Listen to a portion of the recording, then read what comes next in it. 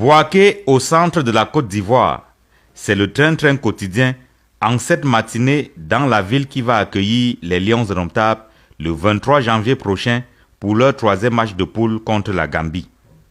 Mais pour arriver à Bouaké, partant de Yamoussoukro, capitale politique de la Côte d'Ivoire et camp de base des Lions pendant la CAN, il y a 107 km à parcourir sur ce qui est appelé en Côte d'Ivoire l'autoroute du Nord.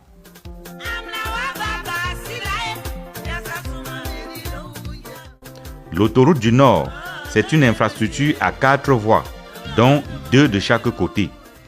L'espace au milieu qui sépare les différents sens est tel que les voitures ne peuvent pas se croiser.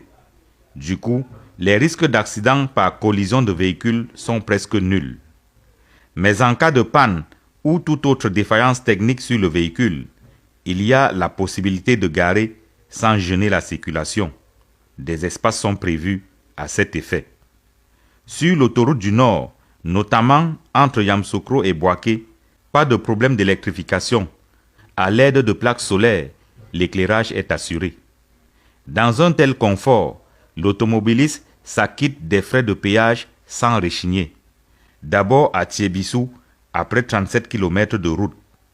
Ensuite à Djebonois, à 85 km de Bouaké. Ce sont les 2 seuls postes de péage sur l'autoroute du Nord.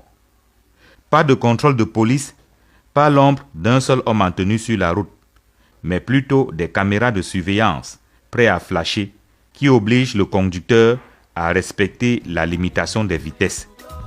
Sur l'autoroute du Nord, les envoyés spéciaux d'Equinox Télévision savourent la beauté du paysage.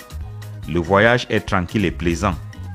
1h30 ou 2h tout au plus, c'est le temps à mettre sur l'autoroute du Nord, notamment entre Yamoussoukro et Bouaké.